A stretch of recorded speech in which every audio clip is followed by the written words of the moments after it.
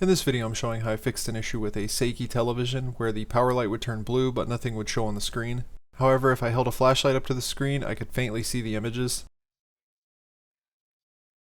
I started by removing the screws that hold the back plastics on, and full disclosure right up front here, at this point I've already had the TV apart multiple times and I just put it back together while I was waiting to find the parts I needed to fix it.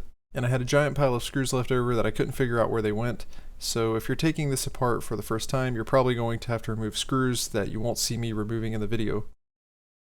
One thing to note when you're removing the back cover is you have to peek up underneath the plastics here and disconnect this little cable. If I remember correctly, this went to the speakers.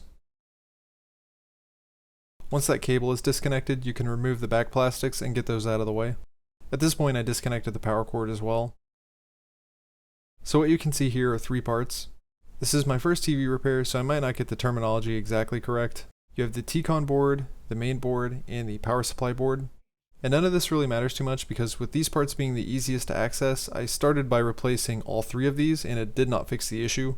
So if you're having the same problem with the dim screen, these parts might not be the source of your problem either, so keep watching. I went ahead and disconnected all of the cables and removed all of the screws so that I could remove the power supply board and the main board. Then I disconnected the two ribbon cables that come from the T-con board.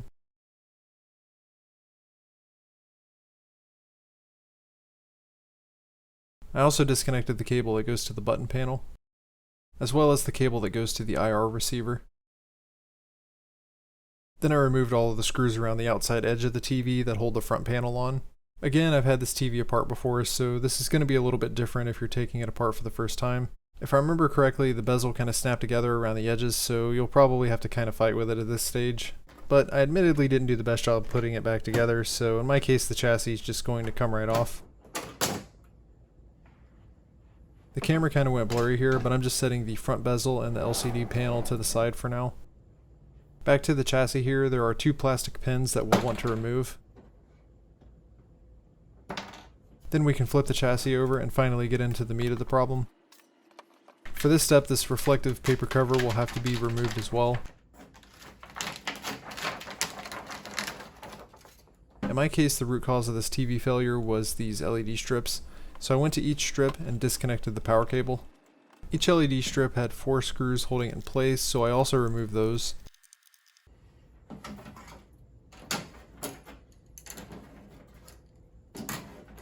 So new toy time, I picked up one of these TK DMR LED testers. You can get these from Amazon or eBay or wherever for like 20 or 30 bucks. I'll leave a link in the description. There's not a whole lot to this tool. You just take the probes and put them on the contacts for the LED strips. One of my strips would weirdly flicker and not light up at all. One only had one working LED. One appeared to be completely dead. And the last one did more weird flickering. One thing I learned about these LED strips is finding replacements for these things is kinda hard.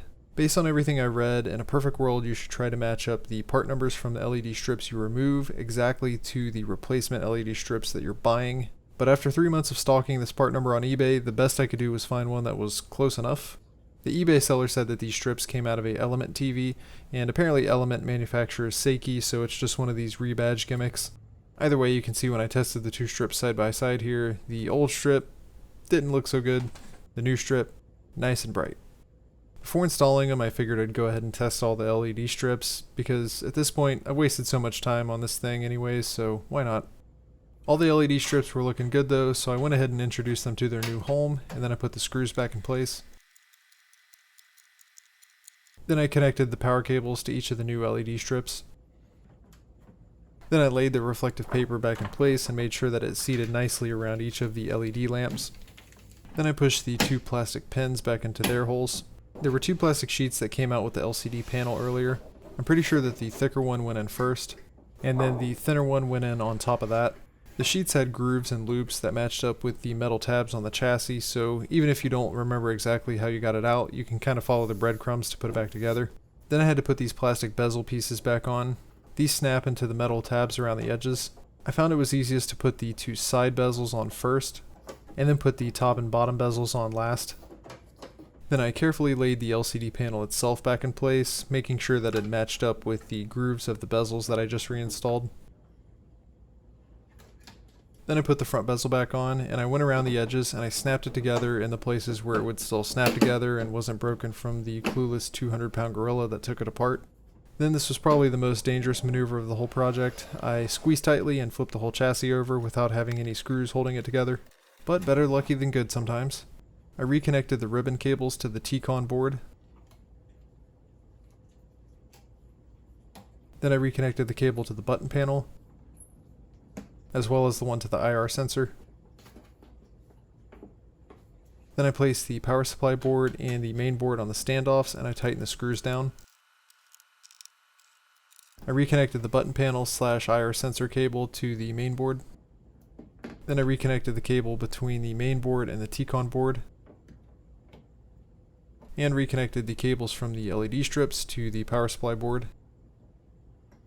Then I went around the edge of the chassis and I tightened all the screws down. A lot of these broke as well, but it's a 6-year-old TV. Then I put both of the metal plates back on and tightened the screws down for those, and reconnected the power cable. Then I lowered the back plastics in place and reconnected the speaker cable. And at this point I was just doing my best to find a home for all of the screws that I removed. As long as the screw would turn and I didn't hear any plastics cracking, then it's good enough.